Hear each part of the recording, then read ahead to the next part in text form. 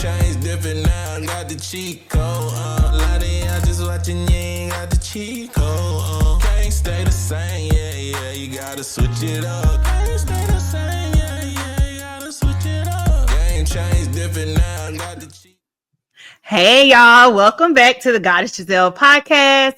I'm Goddess Giselle. If you're new here, welcome to the channel. Be sure to like, share, and subscribe. So I created this space to highlight women across the world making an impact in their communities. And I'm so excited that we are entering 2025 with high energy. We have momentum and really just going to be coming into this year with very bold energy. If you saw my last episode, you know that we are in the year of the snake, according to the Chinese zodiac, which really just means it's all about alignment, focus, and really shedding what no longer serves you so you can live your most authentic and best life. So I'm so excited today to introduce our guest with episode 16. We have Courtney Matthews. A little story time. She and I are actually from the same hometown, which is Huntsville, Alabama, baby. What's good? And we have known each other for years. But one reason why I decided, our team decided to bring Courtney on is because she has been in the space of entrepreneurship for almost over a decade. And she's just been so inspiring by really being ahead of the curve and just pivoting and showing her authentic self throughout her journey, the ups and the downs. And so without further ado, Courtney Matthews, welcome to the show. How are you doing? I'm great. Thank you so much for having me. Absolutely, girl. I was just telling, I was like, listen, we go way back, but you know, it's nice to stay when time changes and people are still your life. It's because of alignment, right? Like there's a reason that you cross paths with people, even if it's been years or even if somebody you meet brand new. So Courtney, I'm so happy to have you on the show today. Yes. And before we get into your story and your work, I want to start by asking you a little icebreaker. Okay. Name 3 people that inspire you and why. So it could be famous people, it could be people that you know personally, but if you could name 3 people that kind of inspire you, who would they be?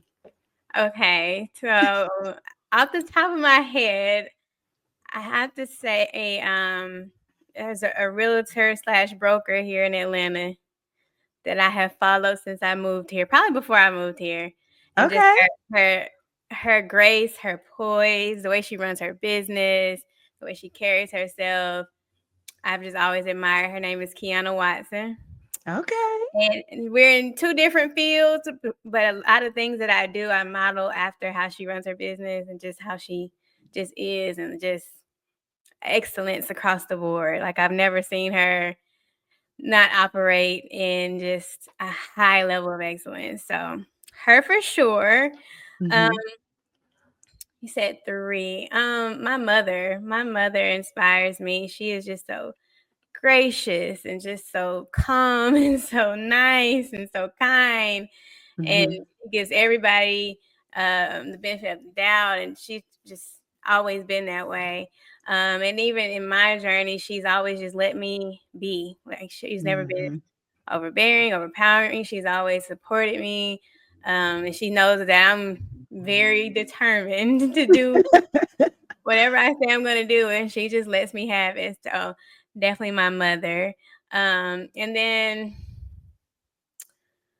I mean, I guess, I don't know. I can't not say Jesus because I feel like the ultimate inspiration. Just, no, we'll never be like Jesus, but just Mhm. so kind, so forgiving, so gentle, so just, yeah. Yeah, I would say those 3. Okay, it's funny. A former guest also named Jesus. And so it's like you're not alone here.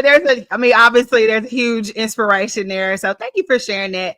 And I like to just open up with that because it really helps frame the conversation. Also, like some of your own personal, like I said, inspirations. It really kind of helps mold who we are, right?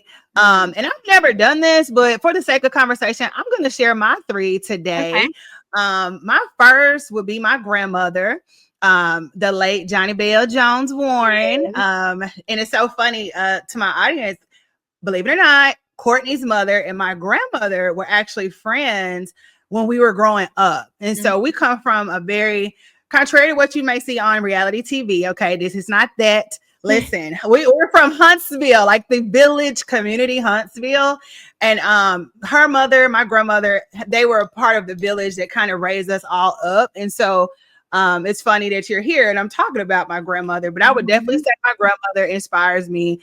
She just led a very beautiful legacy and was always so kind, like you said with your mom, kind, very frank, like she did not sugarcoat. And I just loved how she exuded her version of womanhood as a wife and a mother and grandmother. And I hope to continue to live out her legacy today. So shout out to grandma. Also, I would say Jackie Aina. Well, is her last name Aina? I think she. No, I think she changed it. See, I need to get my times up. But I think it's Amasoa now. I'm gonna say Miss Jackie. Okay, Jackie is a lavish beauty lifestyle influencer. She's started on YouTube, and now she's in her own world. But I love Jackie, kind of similar to what you said with Kiana. She just has been that girl since day one.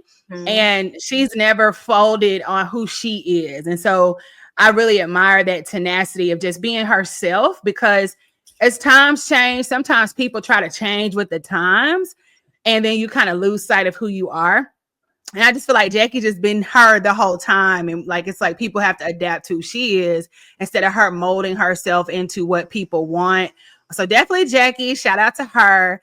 And actually Queen Afua. So Queen Afua is a holistic leader in the spiritual community. She's a teacher, a like divine mother spirit. She is the author of the book Sacred Woman, which teaches about women's health. Love her because, again, just very authentic and really helps with healing and tapping into that feminine journey. So those are my three. So thank you, Courtney, for opening me up a little bit. I could be like join the conversation. So definitely, and if you have your three, drop them in the comments. Who are three people that inspire you? We would love to hear that from you. So Courtney, let's go ahead and get it to you. So tell me for the record, your name, your location, your professional title, and your family life. So what hats you wear in your life as a family woman?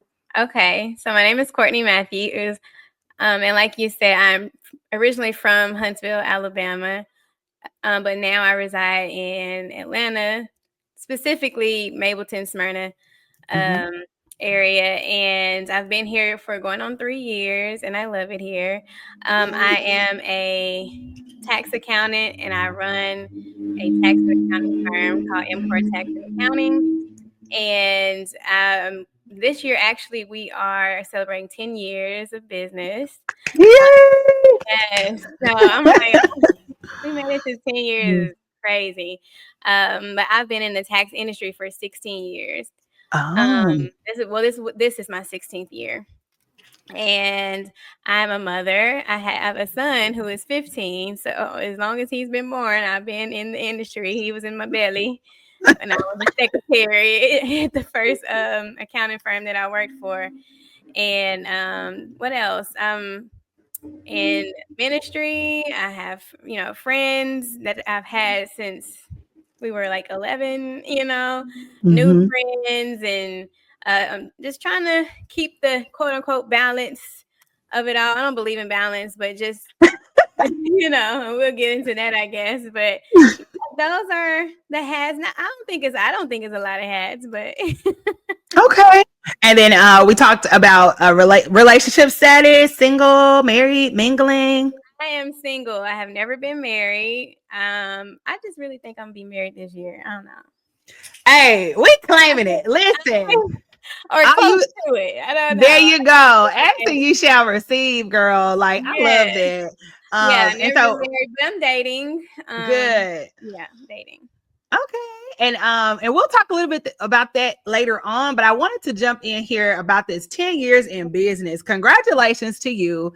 I know as women, we'll just center women, it's very difficult to kind of keep that momentum and stay consistent in like without interruptions or without like things that happen. But 10 years is a huge accomplishment. What has kept you motivated and inspired to like stay in that? Like how how? Like how have you been able to No, manage that? I mean, I don't know. That's loaded. But the thing that keeps coming to mind is that I had to see it form. You know what I'm saying? Mm-hmm. Like I feel like the first maybe 5 or 6 years, I was still, I don't know, getting my footing, and I just had to see what this could become, what could become of this.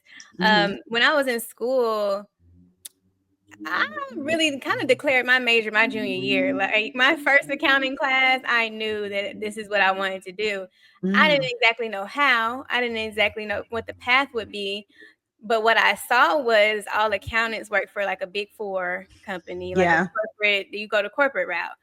So when I went to college, that's kind of what I was pursuing until I landed at this like franchise tax company. I'm like, this man, he's a regular guy. Like he's a regular guy and he owns Mm-hmm. this. I'm like, I can do this on my own. And so that's kind of what I did. And Wow. there's just something in me that I just had to see it through. Like even Yeah. now, I'm 10 years in, I'm still like, what does the next 10 look like? It's still so much to do. It's still so Right. much I want to see. It's still so, and then once it became not just me, once I started adding team members, now they're locked in. I have girls that have been with me Mm-hmm. for 5 years. And so Wow. now it's just like, I mean, if I quit, they gotta, you know what I'm saying? And so now I'm helping people feed their families now, So it got to the point where like I can't quit, I have to keep going. But I love Exactly. it. I love what I do. I love my clients. I love my staff. And I really can't imagine not doing this. Okay, so let's rewind a little bit because I don't think I haven't really heard like the narrative. Like, okay, so I don't meet many women who want to like say, okay, I'm going to have an accounting firm, I want to be an accountant. But talk to us a little bit about how you even got in the industry. Like, how did you get into industry? You talked a little bit about how you went to school. So tell us a little bit about your journey into the industry and where you went to undergrad and how you found yourself in the world of accounting. Okay, so like I said, I kind of fell in love with accounting in my junior year in high school. They offered electives, and we had to choose. And my association with accounting was math, and I've always Mm-hmm. liked math, and I was always really good at it. So I had to choose between accounting and like some computer class, and Okay. I chose accounting. That sounded way more interesting to me. Um, Ironically, it was only offered for juniors that year, but the next year, my senior year, they offered it like accounting 2 for seniors, and so I took that as well. And so going into college, I just knew I'm being an accounting major. I just know. Mm-hmm. Even going through college, it was getting hard, but I still enjoyed it, and I was still on this path where everybody was like undeclared. They didn't know what they was gonna do. I just always knew, like I just kind of clinged on to that. Mm-hmm. Um, well, I got pregnant in my sophomore year Mm-hmm. in college, and I And had to. what school did you go to at the time? Where? So I started at Stillman College, which Okay. is a private institution in Tuscaloosa, Alabama. That's where I started, HBCU. HBCU. Nice. Um, but when I got pregnant, I had to move home, and I went to a community college. So I Mm-hmm. got my associates. I actually got 2 associate degrees at a community college. Don't ask me what they were, because I forgot. One Well, it's so far back. Right. Something is in business, and then something is in accounting. Something I don't remember. But that kind of set me back a little bit. But I went. Mm-hmm. I did my 2 years at Calhoun Community College, and Mm-hmm. then I got my associates, and then I finished at UAH, which is University of Alabama in Huntsville, which is Mm-hmm. not an HBCU, but it's okay. I got both experiences. There you go. Balance. Well, you said you don't believe in balance. We'll say best of both worlds. How about that? Yeah, I got to experience that too, and I've loved being an alumni of that school because it's very beneficial. Yeah. But I finished there with my baby. Okay, I Aww. had my baby, and it took me longer. It took me about 2 extra years than my friends to graduate because I did have a baby. I couldn't take as many classes at Yeah. one time. So I had my son. I got pregnant at 19, and I had him at 20. Wow. Yeah, we were 5 And days apart. So 5 days after I turned 20, I had him. are you serious? So y'all Yeah. are the same zodiac? He's a was it Taurus? Yeah. Wow. See, and that's why I love sharing these kind of stories, Courtney, and thank you for being vulnerable with us because resilience is something. There's something about resilience in women and how regardless of our circumstance, we're able to see it through. And that's kind of what you open with in our conversation. Like, I had to see it through. And so if you're watching this and you may find yourself in a space where you're feeling like you got getting set back or you have life be life in, just see it through, right? Like continue on your journey because our story is being written in real time. Like, and nobody there is no right way or blueprint on how to reach your dreams and reach your goals. And I feel like as women, sometimes we put a lot of pressure on ourselves, especially depending on where you're from. There's just all these pressure and stipulations on what it means to be a woman. And that's why I created this space because womanhood is so layered, right? And we have so many parts of us that makes us who we are today. So shout out to you for pushing through. Listen, because you wouldn't be here today if none of that happened. Like it's a part of your story. So yeah. Wow. And I want to add too, while I was finishing my bachelor's, I had my son. That's when I took my first job as a secretary at the firm that I worked for. And that's why I got to see Mark, who is the owner, who became my mentor, who taught me taxes, who taught me everything, put me in, made me a manager of one of his stores. Like, what? That's where I saw, like, he's an entrepreneur. Like, he's running a franchise. Yeah. Like, okay, there's not only one path to being an accountant. There's many. Yes. And see, I guess I'm not in the industry, but I am familiar with the big four, right? They have big four accounting firms and they have a big four in consulting, which is some of the work that I do. And so similar to you, I saw people going big four, which is great. But again, there are other ways to do it, right? And it does take that exposure. So you started as a secretary, but then you were able to work your way up. I was a secretary finishing school, and he knew I was an accounting major. But taxes, that wasn't really a class, so I was really interested in what he was doing, and he taught me it. Been doing it ever since. Okay. And so what area, where did you live? Where I know you said Huntsville and and we're here in Atlanta, but did you spend time in other cities where you were again kind of finding your way and building your portfolio as a professional woman? Yeah, I actually spent maybe 3.5 years in Birmingham, Alabama. And that was so being MCOR is not my first business. I've had other businesses. It's just the one that has lasted the longest. It's the one that I kind of honed into. But my very first business, I was a makeup artist, and I had cosmetics and eyelashes. I had an apparel line. I had a makeup school. I had 2 makeup studios. Like it was popping, and I enjoyed it. I did. I really enjoyed it. What I really loved is the business side of. I just love business. I'm always interested in the business side of everything. But yeah, I ended up moving because the second studio failed, and I lost all my money. I had put all the money I had put into that studio. We had remodeled it and everything, and I think Huntsville was just not ready for that concept. It was like suites, the salon suites, and yeah, I didn't have anything to bank on, anything to lose, and I got really, really burnt out. I think I shared this with you. I ended up getting really burnt out in 2018.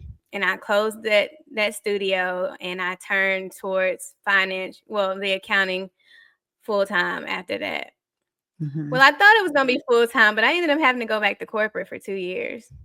Because I didn't have any money. And we ended up moving to Birmingham because my son's dad lives there. And so I had no money when we moved to Birmingham, so I had to go back to work.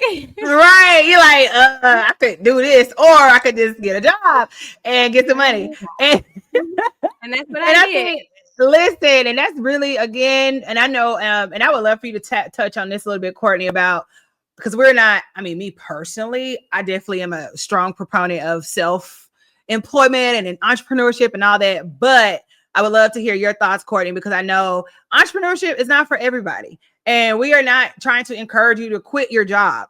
But as women, there is just a nice, I feel like we need to finesse. I'm gonna use the word finesse the way that you do your thing so that you're not 20 years from now just tired, upset, bitter because you've been in corporate so long that you forgot who you are, what your purpose in life. And for especially for Black women, I just feel like it's just so hard for us to get ahead in those spaces. But there is beauty in, like you said, keeping the check and, keeping your money flowing. So Courtney, what are your thoughts on, I don't want to say corporate versus entrepreneurship, but just maybe your 2 cents on like what that looks like, the duality of that, since you've kind of been the ebb and flow. Yeah. We got to pivot, but what are your thoughts on that? I'll say this. When I took this job, first of all, it was a blessing because it was still in the accounting field. But, well, the job that got me to Birmingham, they moved me to Birmingham. I was a payroll coordinator. We didn't offer payroll. So that was new to me, but it was still in the realm of finances. Stayed at that job for about 5 months, and then I got another job in payroll, but at a bigger company. It was a really big company. But when I got there, I was like 6 months. That's it. I got 6 months in me. I want to be here. Y'all got me on this schedule. I got to be here every day. Yeah. I didn't have no work clothes I didn't have no corporate clothes for real. I had to get new clothes. I'm like, this is all new to me. I had been an entrepreneur at that point for like 6 years, almost 6 years. Oh, yeah. So I was like, I don't like this, but I settled in and I learned a lot. And now my company offers payroll from a lot of the stuff that I learned at that job. Okay. You see that? Bingo. And sometimes, and I remember my mentor once, she would say, like, okay, if you have your 9 to 5, look at it as your funding. Like that's the funding for your business or whatever, like side thing that you're trying to turn into your main thing. And, we're learning on every job. You're learning something. Yes. I think that's the key. Like, even if you have a heart for entrepreneurship, don't despise where you are now, because there's something to learn everywhere. Because the thing is, you're working at somebody else's dream. Somebody else had to build this, Yeah. And so I had to realize I'm in this payroll department, but there's an accounting department, there's an IT department, there's so many departments, but somebody built this. Like, this came out of somebody's mind. You know what I'm saying? At some point. So I'm like, that was enough inspiration. I'm like, one day I can have an IT department. I can have a whole accounting department too, So I started to just lean in and learn everything that I could learn. And like I said, now we offer payroll. See, that is divine. And I love that, because sometimes when you're in the thick of it, especially if you're in a space that you are being stressed, which I would like to talk about next, because that is a thing, again, especially as women, we just kind of carry stress, trying to carry everything and everyone.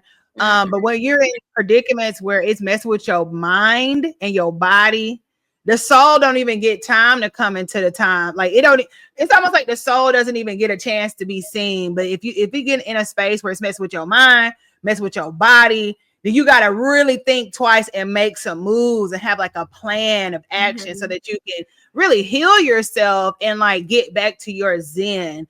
So Courtney, we talked a little bit about how in 2018 you burned out. Like you were just like, this is too much. But then you were obviously able to bounce back. But burnout is real. And I think as millennials, I ain't gonna lie, I feel like we've been trying to figure this out ever since we got into college. Not even after college, but like as soon as we left into the real world, quote unquote, we've been having to be super creative and trying to like find our path and find our way.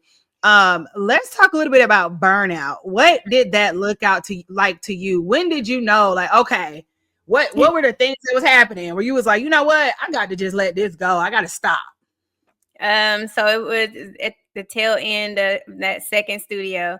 So my first studio was just one suite, right? But it was a pretty big suite. So it was myself, and we had grown to maybe 2 or 3 other makeup artists.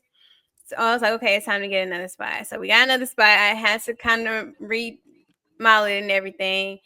Man, we had a big grand opening, had a little a block party for the grand opening. It was sponsored by Nissan. We had the vendors out there. It was a thing, okay?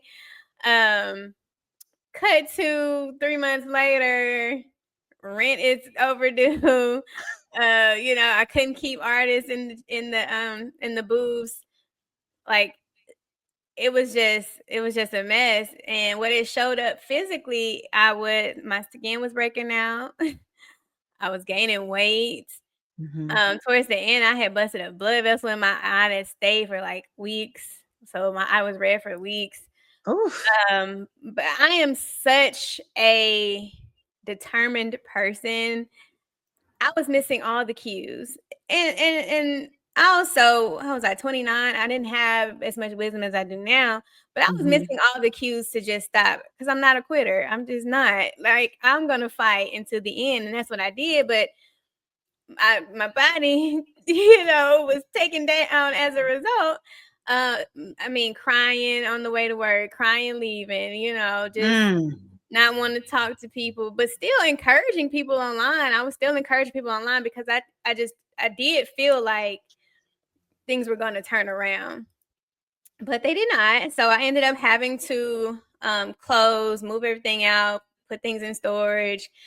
And not only did I close that business, I stopped doing makeup. I retired from doing makeup at the same time. And I just felt like I was forcing it to happen. And something I just had to be like, release it's not working. Like, and you're already tired. You've won. I had never done MCOR full time at that point anyway. It was always tax season. Then I go back to doing makeup, So I just felt the Holy Spirit tugging at me to just give MCOR a fair chance. And so, it was still a slow roll. It still took me almost 3 more years to really do it full time, because I went back to corporate. But man, I shared this with you. I know that burnout was severe, not because in the moment, because the recovery was so hard. It took me 1.5 years to recover from burnout. I didn't want to work. I didn't want to do nothing. I didn't want to create no content. I didn't want to do anything regarding a business. So when I got back to corporate, as much as I loved being a business owner, when I really leaned in, I kind of was like, this is nice. Okay. I go to work, I get home. I go to work, I get home. I don't got to talk to no clients. I don't have I don't have to have the stress of running a business. So it took me like a good 1.5 years to kind of get back to business owner mind, because my mind was so burnt out from just always striving and stressing. But I will say, when we're having to force things, it's probably not. There's a difference between being resilient and determined. When you are forcing, when they say like forcing a square peg into a circle, when you are forcing it, then it's probably time to like ease up a little bit. And I want to say one more thing. When you said when your soul is tired, one of my friends said something years ago that always stuck with me. She said, rest won't help when your soul is tired. Your soul there's no amount of sleep that's gonna help when your soul is tired, because your soul is not supposed to be doing what you're doing. That part. Girl, thank you for that. So one more time, let's repeat. Let's say that one more time. You said rest won't help when your soul is tired. Rest won't help when your soul is tired.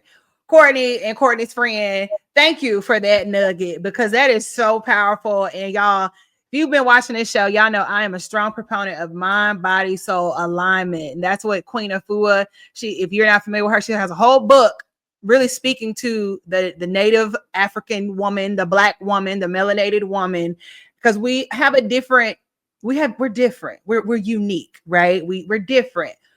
And just because you can carry the world don't mean you're supposed to carry the world.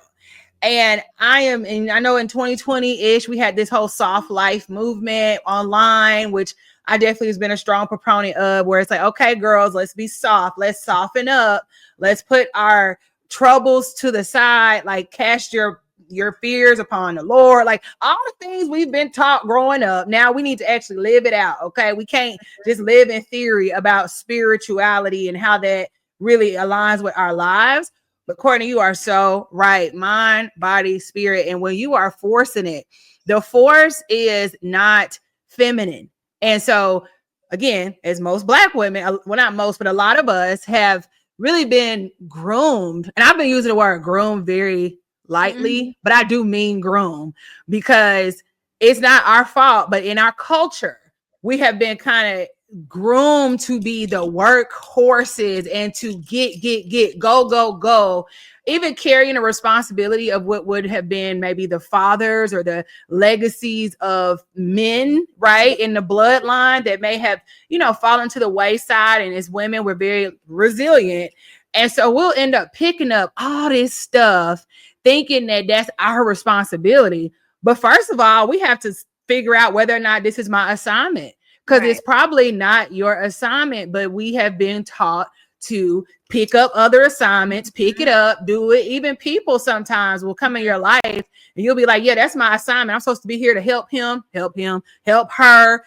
Nope. And so I'm so glad that you were able to pick yourself up and really listen in on the spirit, because your body does keep score. But like you said, Courtney, sometimes that's not enough. Like even you could, because I know I've gained weight. Not now. I'm definitely came back down. Listen, but there was a period, I think, after the pandemic, I feel like a lot of people gained weight, and I feel like we all get a pass because there was a lot going on in 2020. But the body can really carry a lot of stuff. And if your spirit is not, if we're not in the body, meaning present in our bodies, then you can experience all kinds of stuff and not think twice about it. It has to be somebody else to tell you. Like I always joke, if I see my mom, I'm like, okay, mama, do I look okay? Like, am I gaining weight? Is something like keep me in check? Because sometimes we kind of get out of our body because we're in our mind too much, or we are in the spirit maybe too much. And sometimes that can look like a little delusion, right? Thinking everything gonna work out, or it's gonna everything good. But sometimes we just need to come on down. Yes, that was definitely me, because like you said, I was so in my mind, like, what's the next strategy? What I'm gonna try next? Because I'm like, this gotta work. Like, it just it not working is not an option, But had I, like, now, I think I did have to go through that, though. I did have to go through that to learn I'm never getting back to that point.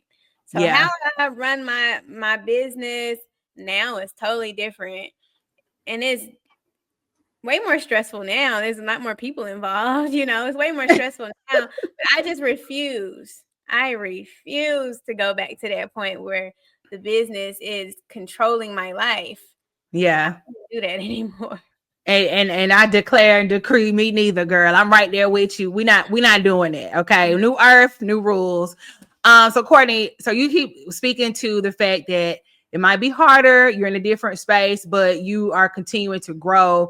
Let's talk a little bit about productivity and being disciplined, because I think discipline is a word that we might have a negative connotation about, like, oh, you being disciplined, which is wild, because it's literally everything you need to be successful is discipline.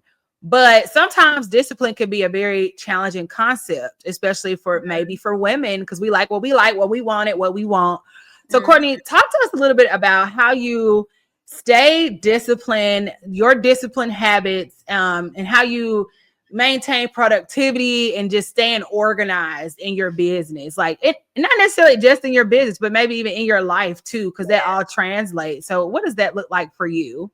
Man, it has been a journey to get to this point where, like I said, the business is not running my life. I have hours, I have deadlines, I have stop points, and I still have a life. But I had to get to the point where I had these practical tools, one that will help me, but also two, I had to know myself. I had to understand how I work, how I process information, how I show up better. And practically, I'll give you practically first, but practically for me is having an organized, clean space. And so I know that I can't really focus much if everything around me is chaotic. Yeah. So for me, I keep a clean space, very minimal. I don't like seeing a lot of clutter, which is totally different from how I grew up because it was not the case. But I learned that though. I learned that having a work environment that is clean and calm helps me. I think also, like I said, having those stop points. Like now, I don't take my computer to bed. I used to fall asleep with my computer in my lap. And I don't know. I think there's time and space for that because when I was building my business, it was grind mode Yeah. every minute of every hour. But now, when I'm older, I can't be doing that. I need my sleep. But two, I have, I guess, things in place where that I don't have to do those things. But I think spiritually, it's knowing that I'm showing up right when I need to. I don't have to rush. I don't have to feel like I'm behind on anything. As long as I show up every day, doing what I'm supposed to do, as long as I'm treating people right, as long as Yeah. I am, treating my body right, treating myself right, I don't have to rush to anything. I'm not missing out on anything. I'm showing up right on time. So True. I keep that in mind because that there's a book called the Ruthless Elimination of Hurry, and it speaks to this this impulse that we have to always be in a hurry, to always be first, to always be the first acknowledged, the first, you know what I'm saying? So I don't subscribe to that. And I also don't like feeling anxious. That makes me feel anxious when I feel rushed. That makes me feel anxious and I can't focus well when I'm feeling like that. So I avoid stress and I avoid anxiousness at all costs. But that looks like practically putting these things in place. I have, from my work schedule, there are things that I won't do early in the morning. I take the first 2-3 hours to myself. I don't hop up and work. I just don't do that. And I know that I work best midday. So I do most of my harder tasks midday. I know that when Thursday comes, I'm kind of crashing out a little bit. So don't I don't schedule a whole lot of things on Thursday. I know I implemented no appointments on Friday because I know Thursday, if I'm already crashing out, then Friday I don't want to talk to nobody. So Yep. like that, I've had to kind of know myself and know how I work to be able to implement those things. And those have helped me keep going. There was a time when I was working 7 days a week with no break. Like how insane. What? No breaks. It wasn't all day, 7 days a week, but I was working on something 7 days a week. And now I'm like, no, I'm going to take at least one, sometimes two. It depends on the seasons that we're in. And I think that's the other thing, knowing the seasons that you're in personally, but your business as well. So I know right now we're in tax season. It's just a lot more busy. And so I know that I'm not going to get as many breaks as I normally do. But I know when June comes, I'm off. When June comes, June and July sometimes, I'm Yeah. So Nice. know in your own personal life, if you're in a personal space of grief or just not feeling your best, then why take on so many projects that are not necessary, Right. Or why I try to go super hard at the gym knowing that you're not, in that space. So I think all of those things kind of combined have kind of helped me stay organized, focused, disciplined, and determined. Good.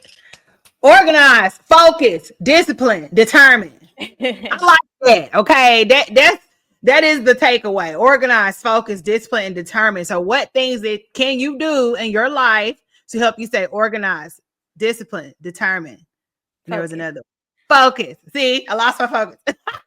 Like, what things can you do? And I'm right there with you, Courtney. I had shared on one of my other episodes that I now, from one of my guests, she taught this, but like I follow what is it? Like every weekday is ruled by a planet. And so we, according to the stars, or we're on planet Earth. And so every weekday is ruled by a planet. And so I definitely asked my assistant, ChatGPT, to help organize my day based on the planets that's being ruled. And so that has helped me personally, because again, I'm right there with you, Courtney. You got to find your own flow. And that is one of the pros of corporate, right? It's 9 to 5, and you might work sometime during the day. You might be not doing nothing after the day. Then once 5 o'clock, your mind just turn off, and it's very routine and kind of laid out for you. But when you're in self-employed or an entrepreneur of any sort, or even in your personal life, which I really encourage all of us to use this same mindset with our life, right? Mm-hmm. I think entrepreneurship helps you lean into the lifestyle, because entrepreneurship is a lifestyle, i.e. how you styling your life. But we need to be using these kind of modules and systems for your life, because it's way more than business. It's like friendships, in your own, taking care of yourself, because taking care of yourself is a full-time job. Mm-hmm. And it's every day, right? And so you talked about working out, the way you're eating, what you're eating, hair appointments, therapy, like all of that stuff takes a lot of energy. And so, Courtney, is this kind of aligned, or talk to me about systems? Like, oh yeah, what is, because I know successful business owners always say, girl, if you ain't got no systems, you ain't got no business. No. What are your 2 cents on systems and how important they are? Do you mean like systems in my life or in my business, or both? Both. So systems in my business, it's so interesting because we've grown so much in like the past 5 years that I've had to keep changing some of the systems. I think the CRM that we've been with now, I've been with the longest, and that's going on 3 years. And so I like it because as we grow, it grows too. So I think we'll be there for a minute. But outside of just like the platforms, the actual systems that we have for weekly meetings, or we call them huddles, processes and procedures, being organized, having client files organized, following up, those communications, reports, and all those things. All those things I had to figure out. When you work at a corporate job, they're training you on systems that they've already put together. When you're an entrepreneur, you have to do all of that yourself. Like, you got to figure out, okay, and we're going to do annual reports, quarterly reports. What's the due date? What's the communication? What's the time frame? What's the pipeline? What's the workflow? What's the communications with the clients? How do we handle a disgruntled client? How do we handle onboarding, offboarding? Yeah. All those things you have to figure out. And I really feel like we're at a good space, but it's still always constantly optimizing, constantly more efficient, constantly making it better for the client, hearing the client, growing with the client. So the business tip, I think it's always evolving. Like, and you have to, like you said, ChatGPT is your assistant. Mine too. Like, you have to grow, could keep growing. But in my life, I have systems in my life too. And my friends, they come over and they talk about how organized my kitchen is, my home is, because I cannot afford. So like, even right now, the one time I didn't do my laundry on the weekend, I'm frustrated because I'm looking for stuff. So the systems, I'll tell you, working out is important to me, because if I don't work out, I'm sitting at this desk all day. Like, I need to get up and I need to move my body, get my mind off of work. So that's essential to me. And right now, in the busiest season, I'm working out 6 times a week. What? I know that's right. I have to get something in, because I'm sitting at this desk for 10, 12, 14 hours. So I'm going to take 2 for myself. Okay. And some other practical things is like, I try to meal prep. I try I pretty much eat kind of the same type of foods. Mm-hmm. But for me, like especially like I keep saying during tax season, I don't have an hour to stand in the kitchen at breakfast, lunch, and dinner. I need Nope. ready, you know. And also, like I was saying, like doing laundry and Mm-hmm. household stuff, I do it on the weekend. I don't have time to do it during the week. Nor do I want to, honestly. Mm-hmm. So that's why I don't work on weekends. If I work on the weekends, because I want to, but I'm Yeah. not available. My phone's not on the weekends because that's my time to get me together, get my house together, get my dog together, see my baby. Like Yep. that's my time. And if I don't have that time, I'm a mess during the week. Yep. And you ain't gonna be able to show up how you need Yeah. to. Yeah, so those are Yeah. some of the systems that I swear by. I don't care how tired I am, I'm gonna clean my kitchen every night because I know Mm-hmm. how it feels in the morning to come to a dirty kitchen. It makes me feel chaotic and Yep. my day starts like that, and I don't like that. So I don't care how tired True. I am, I'm gonna clean that kitchen, put everything away, because I know how it feels when I wake up. Yep. And I've seen that's so cool. Thank you for sharing that. I've seen those type of videos like productivity hacks and Love it. habits. And yes, do you make well, let me I not get into your will. content. Well, I Okay. was making those type of videos, and I Yeah. still like them. I don't post as much anyway, so But listen, the content is there. You did it once upon a time, and if you yeah. made one, then it's there. Okay, it's cemented in reality. So the productivity tips, I've seen that they're saying you don't go to sleep with your kitchen dirty because then you have to wake up and clean the kitchen, and that's just too much. And then there's some superstition about it too, like don't leave pots. Yeah, don't leave pots in your oven. Don't leave pots on the oven, and make sure there's no dishes in the sink. Because especially like in a African American culture, like our elder women in the family, they will always say that, like, get them dishes out the sink, like make sure you clean, like, and it was spiritual. Like we didn't know that. We thought we just had to hurry up and clean the dishes, but everything that we've been kind of taught has been very spiritual. Those are real spiritual reasons why it's encouraged to like make sure your house is neat. Keep your house in order. That's what it was always said to me. Like you got to keep your house in order. And so if you're not keeping your house in order, then you will be chaotic and running on E and tired and just not in alignment with yourself, with your authenticity. And I'm right there with you, Courtney. I like to joke about I saw this wife on a show that I was watching, and I just admired how she kind of ran a tight ship. Like she was a military wife, and she was in the military rather, but she was married to an athlete. But I noticed how she ran a tight ship. I was like, that's how I am. Now, sometimes I'm a little like playful, but to be like in my nature, I run a tight ship. Like I remember on this past Sunday. So Sunday, fun fact, Sunday is actually ruled by the sun. And so that's why in spirituality, or if you're in the South, which we are, you know how in the African American culture, so I'm talking about the deep roof Southern USA, on Sundays, historically, Big Mama or the mama would get everybody up to get them ready for church. Like everybody get up, get your put your clothes on, get your brush your teeth, wash your face, get in there, get your food, so y'all can get ready for church. Like it was just a lot of energy on Sundays.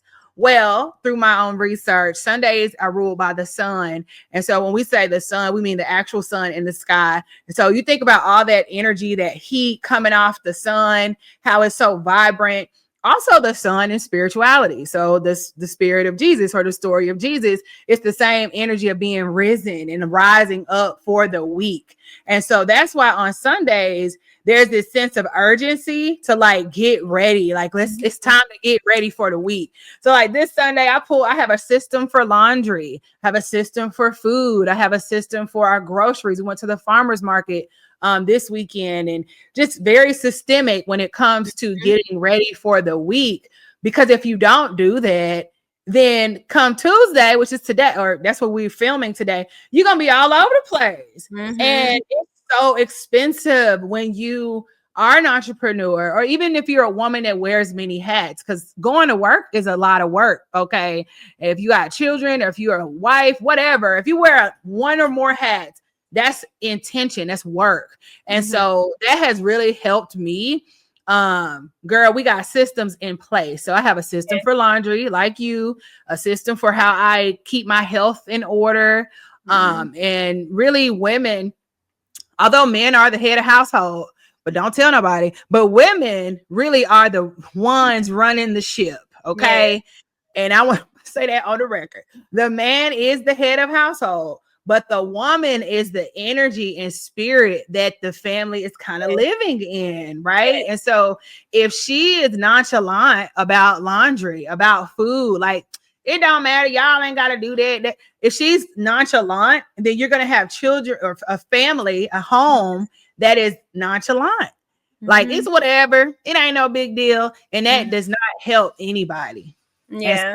something I really want to, encourage. If you don't have systems and you find yourself struggling with day-to-day stuff like food and keeping your house clean. I mean, I have a cleaning lady. Like she comes in. I've solicited that service because again, I don't have time like I want to, and so ain't nothing wrong with hiring help. Okay, and if you need help, hire some help. And Courtney, I actually want to talk about that with you because we talked about that a little bit. What does that look like for like investing in help and in yourself outside of the things that you like, what things that are outside of your bandwidth, and like unapologetic about, hiring some help. Yeah. I think it's very important. Like, and I think it's levels too, because True.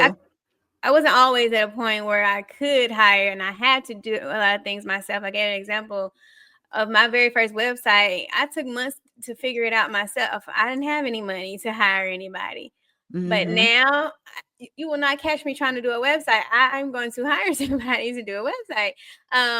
But I've hired coaches. I've hired, personal trainers, taking courses and classes and certifications and all the things. I just believe that, and because I have put in time and hours and hours and hours trying to do it myself and trying to figure it out myself, and it still was really up to par. When I have the opportunity and I have the funds to do it, I know that an expert is going to get me there quicker. So this is what they do. They study, they've learned, they've hit all the roadblocks so I don't have to. Yep. I'm going to get to the result much quicker and more efficiently and a lot less stress on me by hiring an expert. So, and I want to say one of the things that a lot of the things that I've implemented in my business came from my life coach. Well, she was like a life/business, life strategy coach. So it was business and life. And she highlighted some key things that I want to share. And I think it will help your audience. She kind of highlighted that I was a procrastinator in like confrontation or communication with my team. So at that time, I started doing MCORT full time, like without anything else, without no other side hustle in 2021. And I hired her as soon as I started. As soon as I left my corporate job, I hired her. I knew I needed to learn just how to be a better person, a better CEO. And I knew a lot of my like we were just talking about, my systems in my life are gonna spill over into the business. It's not really separate. Who I am, I'm bringing who I am into being a CEO. Yep. So I had to learn. She had to teach me how to have confrontation or address things with my team. Also, I didn't like starting something and not finishing it in one setting. I don't know what that's called, but if I couldn't finish it in one setting, I didn't want to start it. And she was like, "You got to stop. You can't do that. As you grow, you cannot do that." And so she taught me to, in my mind, think of one small task, like a piece of the big task. Think of that as a completion. Think of that as your, you get into a stopping point, but you've completed this task. Yeah. For me, I'm like, okay, I like that. And so I've been doing it to this day. And she was so right. Having so many clients now, there's no way I can work on one thing until it's done. Like I have to like compartmentalize things every day. Like I was telling my friend earlier, it's a fire every day. It's a new fire every day. My staff, my clients, there's something every day. And I can't afford to just have my head down on one project for hours. Like I can't Right. do that anymore. Right. And I want to say too, when you were talking about like the systems as well, I learned that I have to get my hair done. Don't look at it right now because I'm going to get my hair done tomorrow. But listen, we giving a ponytail is gonna always eat, okay? I used to try to get by, trying to save money, trying to save time, trying to just get by.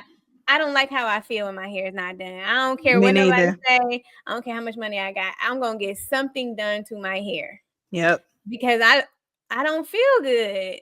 I Yep. just It's don't your feel crown. It's your crown, and our crown is our glory. Our hair is our glory. And that's a real thing in Black girl culture is hair depression. Like if your hair not done, yes, that's a whole philosophy. Like when a Black girl hair not done, just on the record, she will become a little depressed, like down. The energy just gonna be lower. And I'm right there with you. and I feel the same way. I gotta have This is it. a I don't care if I'm just sitting in the house.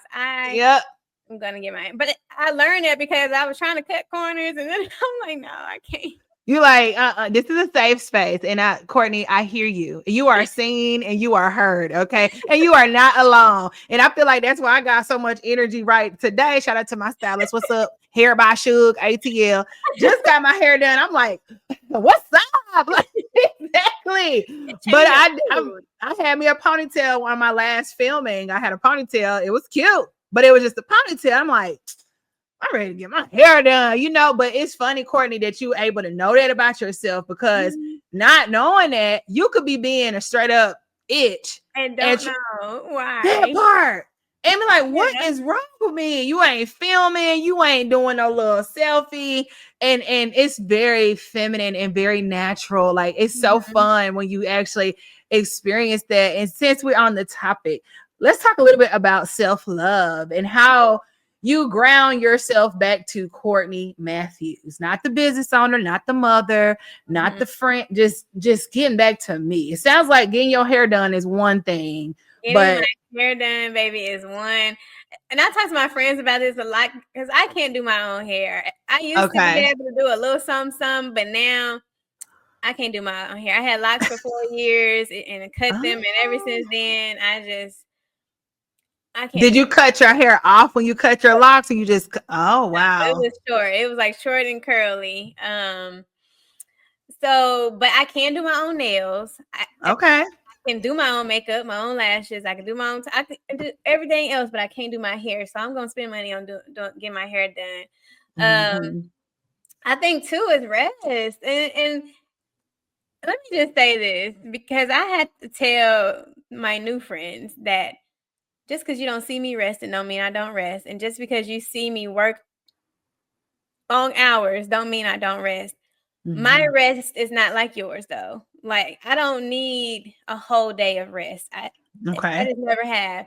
I don't need 8 hours every single day to be productive. Now I'm going to need it once or twice a week, but every day I don't need that much, Okay. So rest for me, I read a lot. That is like an escape for me, escape from work. When I'm away from work, I am intentional about not talking about work, not answering the phone, not texting people back about client work, about none of that. Now my staff, I'll keep communicating with them, but after 6 weekends, that's it. I used to do that. Like, oh, I gotta be here and I gotta answer. They gonna go somewhere else. No, I don't. I make time for me. And even when I do cook, I'm listening to a podcast. I'm listening to music. I'm just trying to enjoy this time and not think about what's tomorrow, what's coming tomorrow. Okay. Yeah. Yeah. Not letting people they'll do their to-do list at night. The night before. I can't do it. Once I get up from my desk, my phone goes on do not disturb automatically. Everything goes on do not disturb for the business. But once I do that, I don't want to think about business again to the next day. Yeah. And that's something I had to pull myself away from because I had formed a bad habit of just always being available, always being accessible, always responding. That will burn you out so fast. Yeah. Also knowing when you're like right now, tomorrow is like a half off day for me because I feel myself getting burnt out. I haven't had an off day in about maybe 10 days at this point. So I know that it's time, you know. But I'm like, I'm the boss. Like I can do that, you know. As long as Yeah, you everything is can. taken care of, everybody knows what's going on. Yes. I can do that. And I've You gotten can do that. do that. Yeah. So yeah, I think self-love for me is just taking care of myself, listening to my body, Hmm. and honoring what she's saying, like not ignoring it, not just I'm gonna keep going. I'm gonna just one more day. No, not one more day. Nope. Nope, you not one more day. Right here, right now. Right now. And rest is revolutionary, especially for Black women. And I say Black women, I mean African American women, African women, women with melanated skin and melanated ancestry. Okay. It is revolutionary for us to rest. And now that we're in Black History Month, it's even more prominent for us to honor all of our founding mothers. Ooh, I never said that out loud, but all the founding mothers like Harriet Tubman and Sojourner Truth, which she has been in my spirit lately, who is a abolitionist and poet from the slave time, where she had a very profound poem, and it was just "Ain't I a Woman?"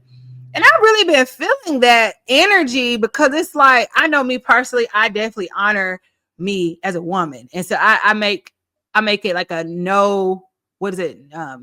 There ain't no choice but for everyone else to do the same, because I treat myself in that way. So you're gonna have to treat me in that way too.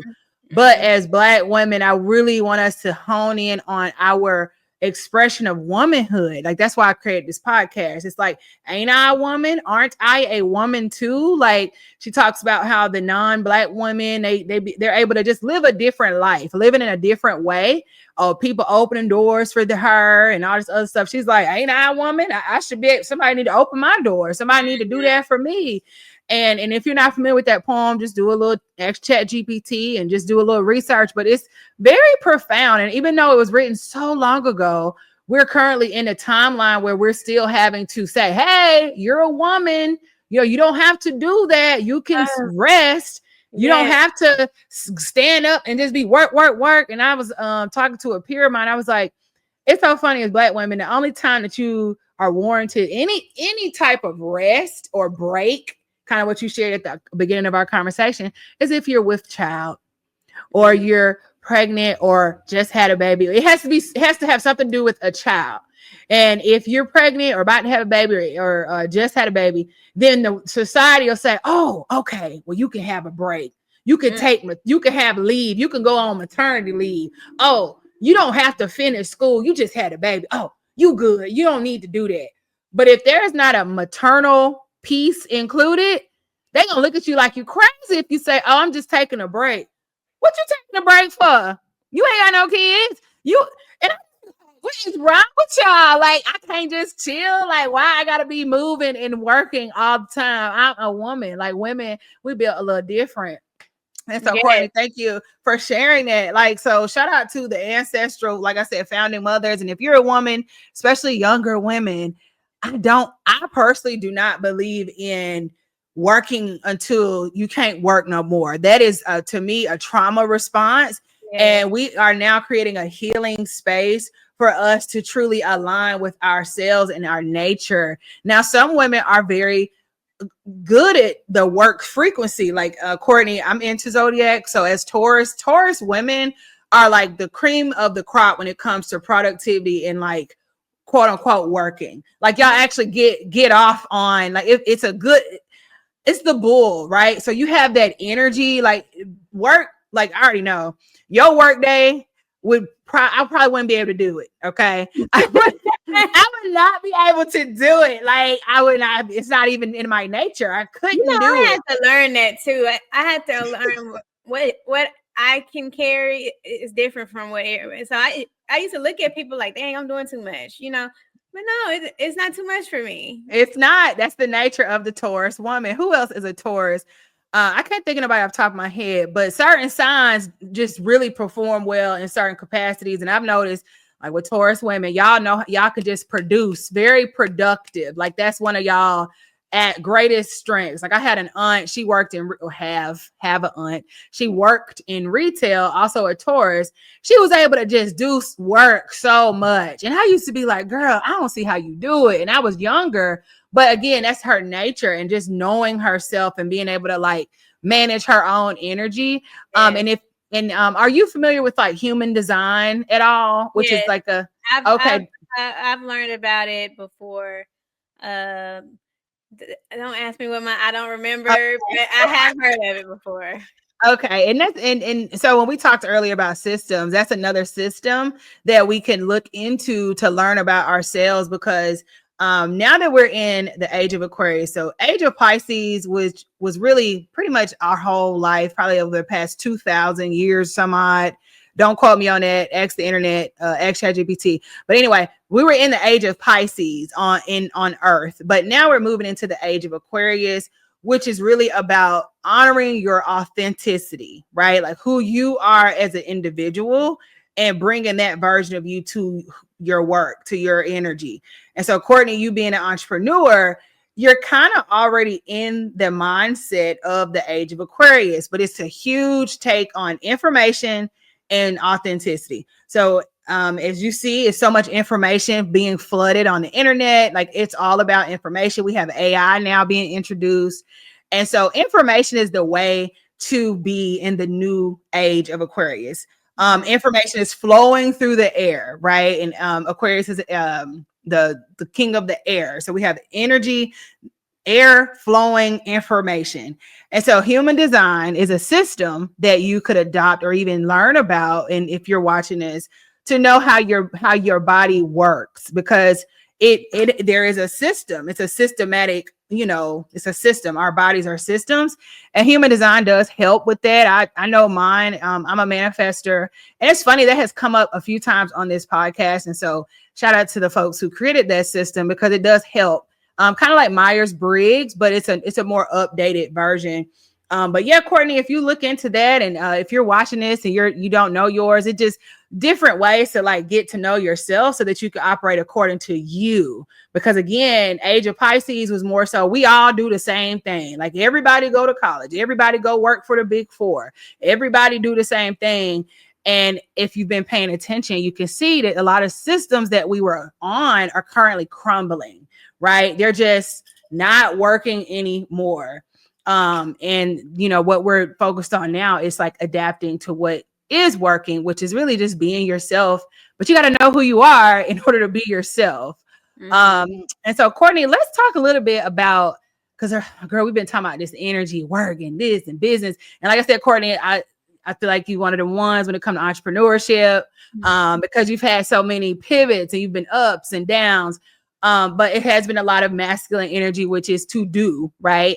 But let's pivot a little bit and talk about the feminine energy and how that aligns and kind of plays out in your life, and even a little bit about dating. I know we talked about how, in work, but at the beginning of the show, we were like, you're open, you're dating and all of that. So how do you show up as a date in dating versus how you are for your business, and what does that look like? Well, it looks a lot different than it used to look. Okay. When I first started my business and I was trying to date, I got that I was intimidating. I got that a lot. But when I started to kind of look at first of all, the men that were saying I was intimidating, I can see why. Okay. But also I was leading with what I did, like a man, Okay. like a man does. I was leading with what I did and not who I am. So I was leading with, I'm a CEO, I'm a business owner, and just coming across just strong. And I'm not saying just because you're a CEO or a business owner means that you're coming across masculine or strong. But when you're leading with that, it's like you're presenting that's who you are. And I'm way more than that. And to a man, I wanted to present that I'm way more than what I do. And so I started leaving that little tidbit to later. So now I just say I'm an accountant. That's it. I don't say I run the company. I just want to just kind of see, but also now I'm attracting different type of men anyway. Okay, what's that about? Tell me more. I mean, when I tell them I run the company, they're not intimidated. They like it. They are inspired by it. They're like right now, it's one that's whatever I need. Like, you know, whatever I need. Just supportive. Listen to me when I need to vent. You know, even if they can't relate, because I mean, and I haven't even dated another accountant. I've dated other entrepreneurs, and even if they're not entrepreneurs, even they can't relate, they still will listen. They still will offer their advice, which is usually pretty good advice because I don't really talk about business with people that I can't like go back and forth with. Right, right. But yeah, I've had some really good experiences. I know everybody says like the dating pool got pee in it. Different pool. I don't know. I'm in a different pool because I've had some great experiences. I've encountered some great men, integral. I mean, gentlemen, open doors, buy you flowers, Yes. everything. Come pick me What? up. We're not meeting that already. We come pick me up. Oh. Now, is this in Atlanta? Like, have you been able to receive this level of treatment in it with the pool, like in Atlanta, or have you been having to travel, or is it a little mix of both? Okay, that's a good question because most are not in Atlanta. That's fair. Most are not in Atlanta. There have been a few in Atlanta. But the ones in Atlanta, I now I can kind of see what some of the women say because the ones in Atlanta, either they're on like they still trying to figure it out, trying to find themselves, or they're on the other side of, to me, just kind of too much into the whole be seen and be heard and flashy and Yeah, name yeah. dropping and all that. So I don't like all that. Right, So right. in Atlanta, not so much, but just my experience with men in general, as I look back, even my son's dad, a lot, not everybody, but a lot of the men that I deal with just are good men. Like, Good. even to this day, when I look at them on Facebook or something, they are Yes. good men. Some of them are married. They take care of their kids, got good Right. jobs, in and out the streets. They are good men. So I think I just attract good people. There you go. And you attract what you are. And I definitely am a strong proponent of that because we are creating our worlds through our own lens, right? Like no one else can see our world for us. And so if you choose and to see negative experiences, then that's what you'll create and that's what you'll have. But Courtney, it sounds like you've had good experiences because that's what you are creating, and that healing journey. You talked about it in 2018, so you've had your fair share of growth and self-development, which again I think entrepreneurship does yield that. And being able to develop yourself through your own experiences, you can bring a really authentic version of you to dating and to your dating life. Well, good for you, girl. And I am rooting for you. Okay. That is so nice. I want to say this too. I think when you know yourself, you also know what you can and can't and won't deal with either. So it's not like I haven't come in contact with people, but I'm not going to date them. You know, I'm not going to give you too much room. You know what I'm saying? Like if I see things that just don't align, it's just, it's out of here. I wish you well, but you're not somebody that I want to get to know right now. See, that's and I think again, just use some common sense sometimes. Like we ain't and just use common sense. Like I personally I'm married, but I also feel like you know what you want, you know what you don't want. But again, I think that comes with entrepreneurship. And I don't mean to be biased, but like think about how many people you know are at jobs that they hate and they think that they can't change nothing, right? Whereas if you have a mindset on, I can do this, or even that, like you said earlier, being disciplined and determined and focused. If you use that same ideology with all that you do, baby, you're going to be her no matter what you're doing, And so I definitely encourage that mindset. And that's what a lot of women on this podcast, honestly, I think that's what they all have in common. Like it's the mindset that takes you or separates you from the pack because you're like, yeah, I'm not gonna put up with that. Yeah, Whereas a lot I'm of, not. like I didn't even think twice about it. But women, and that's why we're reimagining womanhood on this show. Some women feel like they have to suffer. You have to Mhm. endure. And we're not on that. Like you no, we're not gonna do that. You don't have to. You don't have to do that. It's a new No, world. You're because like, there are men that want to give you the world. There are men that will put yes. you on the pedestal and keep you there. There are men that want to break their back to make you happy. Yep. They are out there, and you deserve that. But I think the other thing is a lot of women don't feel like they deserve that, and True. it could definitely be because they never seen it. It could definitely be because they Yeah. never heard it. They Yeah. never experienced it. Maybe mom Yep. or dad didn't tell them that. And I was fortunate to have my mother always affirming me, Yeah. but also it's just something in me like, no, like I am amazing, and I'm not gonna be with nobody that don't see that. Friend, Period. anybody. Yeah, Oh, now you woke it up right there when you said friend, because when I them tell you too. them too, y'all too. If you can't see me, and I've gone through this too, having friends that I've had since 11 years old. Yeah. You can't see me now. I'm not 11 no more. We not in college no more. Like we grown now. If you can't see who I am now, we got a problem. Oh, and then come on. And see, friendship, I feel like friendship has been under fire because of what you just said. Like the girls don't want to accept who you are today, or like you, because you have history, like time does not equal value in when it comes to relationships, right? You've seen relationships been 20, 30 years, been married to this man 30 years, he ain't been doing, like, the narrative. See you. Girl, and that's a good point with them friendships.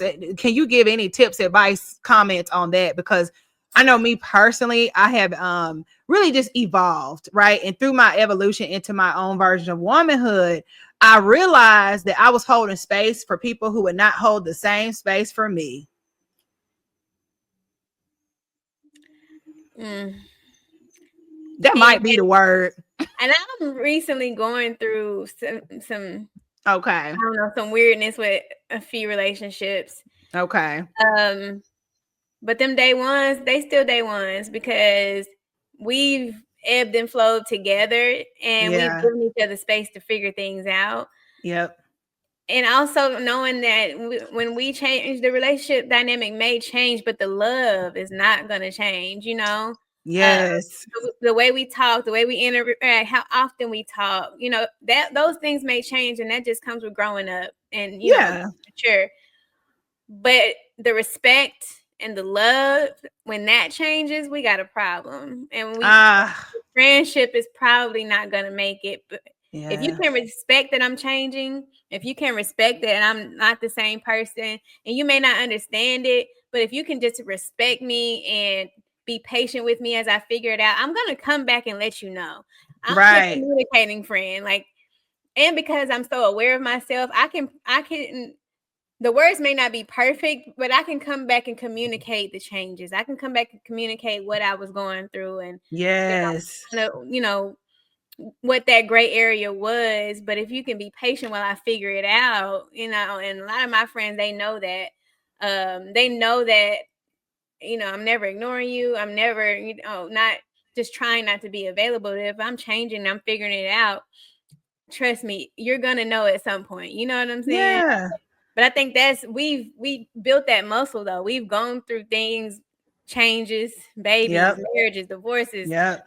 all the things where we had to give each other space, Yep. and you just got to respect it and give somebody time to come around. But I think knowing yourself though, Mm-hmm. knowing how you operate, what triggers you, what makes you happy, what pisses you off, uh how you handle conflict, how you handle grief, how you handle when you're Mm-hmm. disappointed, how you handle when you're overwhelmed. Knowing those things so you can tell the people around you, you know what I'm saying? You can help the people around you help you. Yeah. I don't like being in a situation where I have to guess how to help you, or I have to walk on eggshells because you don't even know. You know what I'm saying? Like, Mm-hmm. I think all my friends around me, even the new ones, I'm trying to get them on the same thing because we got kids. Like, I'm not about to sit here and try to, get something out of you're grown. Like, I expect you to use your words Yeah. and tell me how you feel and how you want me to help you. But I Mm-hmm. know everybody's not like that, so I try to be patient. But also, we got to come up higher. Like, we are grown. Yep. Yep, you gotta yeah, I like that. Ascension. That's what Yeah. the earth is going through, an ascension. And that's I think why a lot of relationships have been under the magnifying glass. Courtney, it's so funny. Just yesterday, I was watching Waiting to Exhale. Mm, It's on Roku, y'all. And this is not a paid ad, but I watched Waiting to Exhale because it's very cultural. It's a lot of memes from that movie, like different memes and scenes or whatever that's floating on the internet. But I don't think I ever sat down and watched it as an adult. And so I yeah. watched it, right? I have not. And so I watched it. It was a cute little rom-com telling Black women's stories in dating, more specifically, dating and friendship. And literally everything you said, that's the movie Waiting to Exhale. Like going like life's ebbs and flows and how those friendships that are true kind of stick to you. But I noticed in the movie, I was like, this is so sad that I have to sit here and watch this on TV and Mm, be like, oh, look at that. Look at womanhood. Look how it used to be. And something I said that kind of triggered me. I was like, why can't you just love me like as a friend? Right? mhm, Like, why can't you just love me as I am? Like, mhm, why do you put all this stipulation, like this energy that you pushing, forcing it? You're forcing this friendship. Why I gotta have a Louis bag to be your friend? Like, why we gotta go do some extravagant trip to say that we cool for the internet? Like, why can't I just call you, be like, girl, what you doing? And right. why haven't you called me to be like, girl, what you doing?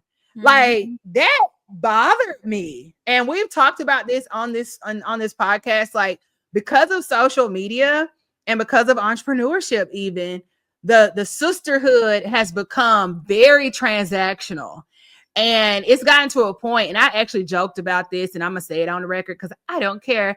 I didn't have to pay to be a diva, and I don't have to pay to be pretty, right? But there are systems. Remember, we talked about systems. There are systems and structures that were created to kind of gatekeep certain energies. But it's like, baby, I woke up like this. Like, this is my true, authentic self. And mm, it's so sad that now people are paying for sisterhood or paying to be a part of whatever that is out of the sake of sheer vanity, because yeah. it ain't what's real is, girl, I'm finna call you. What you doing? How are you doing? And you Mhm. gotta think, when the last time somebody just hit you up, like, what you doing? Girl, you doing okay? How's your family? Today, How one of my friends today. you see that? That's authentic. And of course, I am responsible for my relationship. So self-awareness is key. Yeah. But through this journey, I've been able to see how the collective is currently kind of mourning friendships, not just me, but like the millennials and Gen Z. And I was watching Waiting to Exhale, which was filmed like in 95, 96, and these ladies were in their 30s. And I was like, what has changed? And why can't we just chill out and be cool? But it's because these transactional friendships have become Yeah. so toxic that the authenticity and the pureness of sisterhood has kind of just left the building. And now Courtney, I feel like, did we cheer together? Were we on the same team together? I don't think I so. No, I think Okay. I was coming after you. A little after me, Right but after. Mhm. yeah, we talking about middle school. But anyway, cheerleading and like dance team, because we were there in a sisterhood. So it wasn't transactional. Like, we were literally on a team together. So if you cheered or danced or even basketball, different group sports taught a lot of sisterhood, teamwork, like compassion, things like that. But if you think about it, when you go to college, it is competitive. Like, we're literally there to compete for jobs. And that's toxic in itself. And so I think now what we're doing is just reimagining what your friend group looks like based on who you are, like your authentic self as an adult, as Yeah. opposed to the matrix or systems that you kind of found, you met these folks because y'all was in the same school or something like that. And so just way more intention. But Courtney, thank you for opening that up. That's very helpful. And like I said, if you're out there navigating, I think as women, it only gets, I mean, you can see Real Housewives, they're not the best of friends. It's always, like this, like up and down. And I don't know, I'm just learning. But I think at the end of the day, though, nobody knows what they go through but them. So it's still some type of, it may be toxic, whatever, but it's still some type of camaraderie and vulnerability that they have within each other. And I think that's a lot of what we lack is being vulnerable, because a lot of people leave with so much hurt, so much trauma. They don't trust nobody. They just can't open up to another person. But I always think, like, when you are so afraid to open up, I think you lack, I'm gonna say we lack the ability to heal. And you talked about earlier, like knowing yourself, how to heal and everything like that. I'm never afraid to be vulnerable with anybody, because you can't hurt me with what I've been through. Like there's nothing that I can tell you that you're gonna say back to me and hurt me, or say to somebody else that hurt me. I did it. I've been through it. So you know what I'm saying? Like there's nothing that I'm gonna share with somebody that is gonna hurt me if it comes back out. You get what I'm saying? So and I know if it does hurt, if it does sting, you betrayed me, whatever, I'm gonna be okay. I'm gonna pick myself up. I may be mad, I may be hurt, whatever it is, but I'm gonna be okay. And that doesn't mean I can't be friends with nobody else. It just means I gotta be careful. Exactly. But a lot of times we think because one bad experience, you write off all mankind. Like right. And I'm glad you brought that up with friends, because we give way too much energy to romantic relationships and not realizing, like, hey, womanhood, we gotta be mindful and kind of vulnerable there too. And my marriage taught me vulnerability. I mean, because when you're married, if you being fake, that's just horrible. But like in my marriage, we super wide open, and I am an artist. And so as an artist, I don't really sugarcoat, and I'm just very open, and my heart is just pouring out. But I struggle with the fact that a lot of people wear masks, right? Like they feel like they got to be a certain way. I'm just like, just be yourself, girl. I don't like this. Who is this? I don't know who this is, but can you be yourself? Exhausting. It's exhausting. It is. And the masks are coming off, y'all, because we're in a new day. 2020 was just the warm up, and now we're on a timeline where if you ain't being real, your shadow self, your dark, the person you're trying to hide is just going to be right in plain sight. So thank you for opening that topic up, Courtney. Now, I don't want to hold you up all day, because I know we got time and things to do. But before we wrap up, I want to jump in real quick about your company. Like, tell us about what you do, the name of the organization. I know it's MCOR Tax and Accounting. Let's talk a little bit about your business. What do you all do? What kind of services do you all offer? Okay, so MCOR Tax and Accounting. That's MCORE Tax and Accounting. Like I said, we're celebrating 10 years this year. We offer, like I keep saying, we're in tax season right now. So individual tax prep. We also do corporate tax filing, and that's S Corp, C Corp partnership. But on the other side, we have that tax division for businesses and individuals, but we also have bookkeeping, accounting, payroll management, business formation. We do all the tax for all businesses. We work primarily with small to mid-sized businesses. And that's not in numbers, it's just in the size of the company, the infrastructure of the company. And I am walking into CFO advisory services. I've been kind of doing it in the background for a couple years. We're walking into that, and we're actually building out our payroll division now. We've been in like a small but mighty team, but I'm actually about to build that out to kind of bring in more, be able to take more clients. So nice. Yeah, I'm excited. That's the next part of our growth and building our team. So yeah, we have a small team of bookkeepers, tax professionals. So yeah, I'm excited to just keep growing. Yeah. So congratulations again. Like I said, 10 years. that's a journey. But like, I like what you said earlier. It's like, well, what's up with the next 10 years? That's that Taurus energy right there. See, me, my little Leo, 10 years. I'm just going to kick back and relax. No. What you going to do for the next 10 years, right? And I'm trying to retire. Okay, I love that. Now, and so we're in a tax season in the United States. So this is a global podcast. So, you know, people from all over the world in my mind. And so IRS, we, you know, in America, there we have tax season, which is now in the United States. So Courtney, can you give us 3 tips? Any just tips? I don't know, with tax filing, with accounting, just for your area of expertise. 3 tips that you can offer the audience so that we stay on our toes. Okay, I'll say if you are self-employed or have a business, tax season doesn't just happen at tax season. You have to pay attention to what you're doing all year round. Okay. And as your company grows, you may need some help. You may need to hire an accountant, but at the very least, pay attention to what's coming in and what's going out. Okay. Pay attention to that bottom line. We say bottom line, but it's net income or net loss. That is what's going to be taxed. Okay. Okay. That's number 1.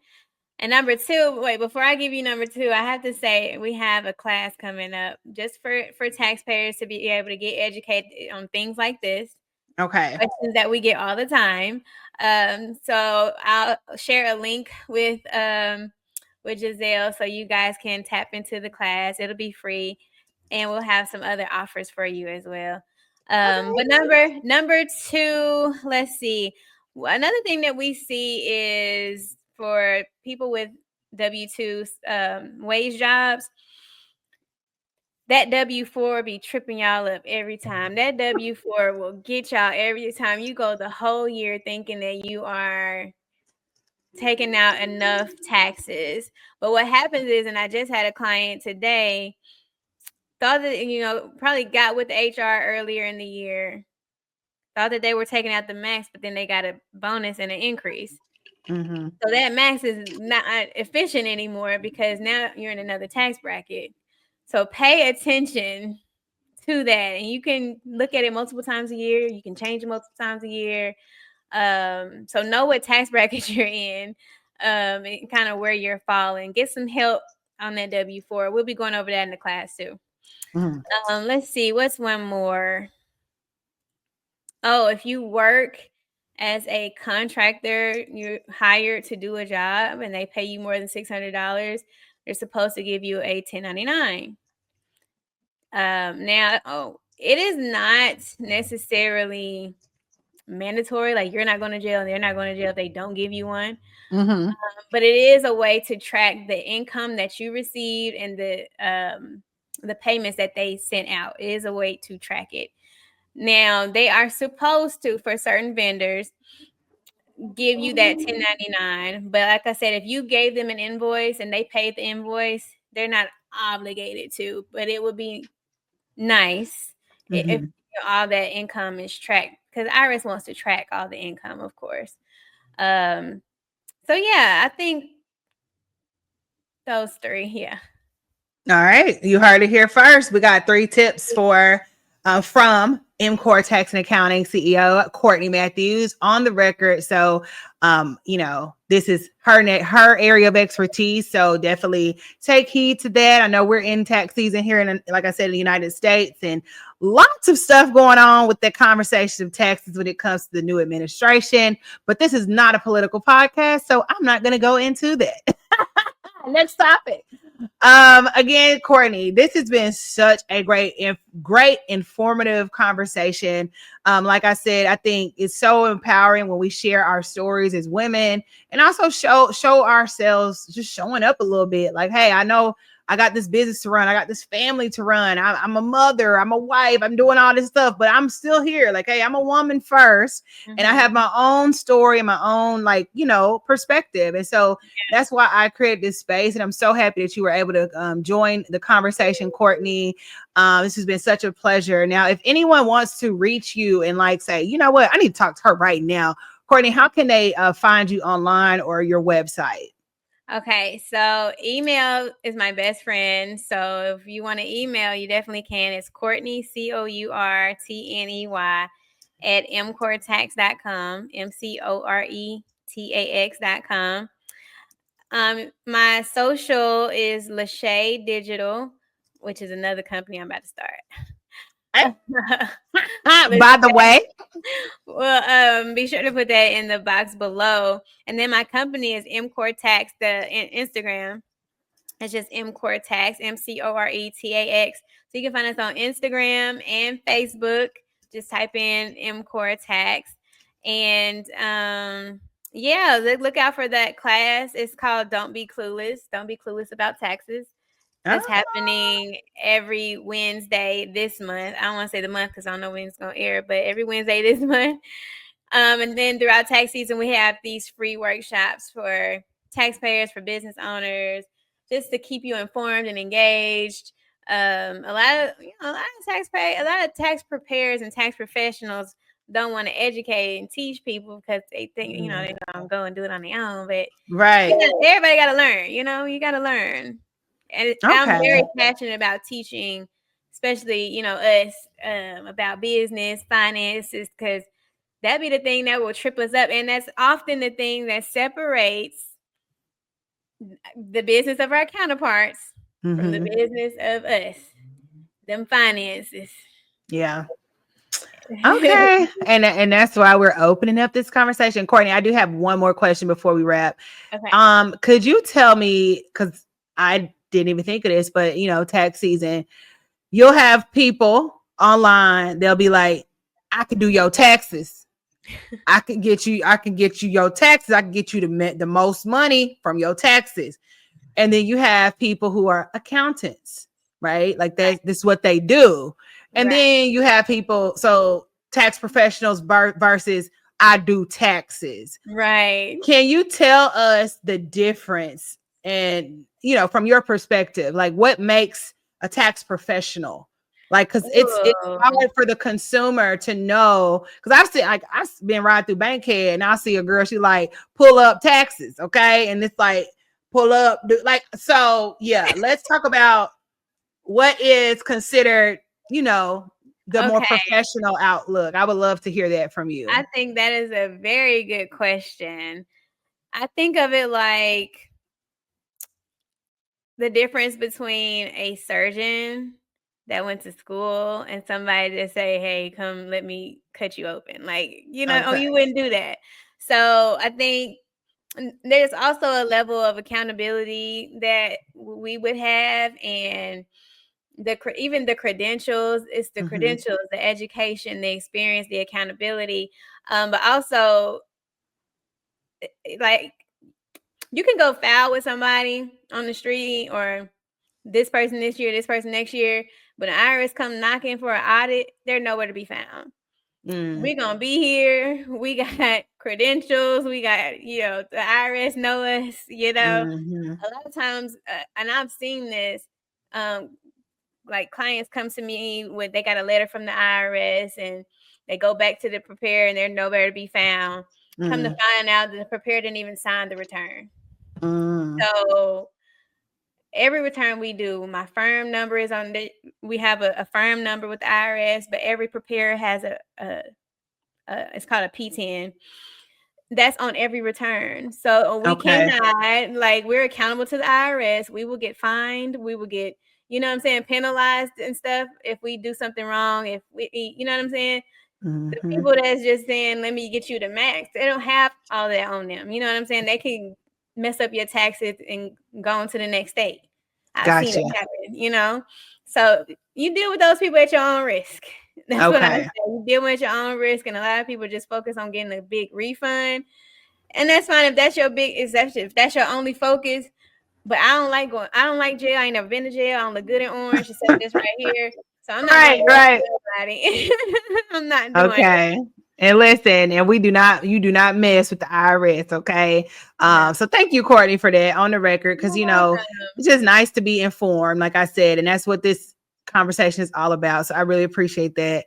Well, Courtney, I think we have had a great conversation again. Thank you so much for being here. Yes, thank you for having me.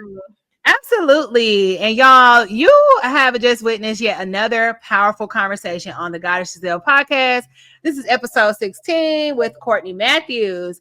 And with that being said, it's your girl, Goddess Giselle. And until next time, I'll talk to you later. Bye. Bye.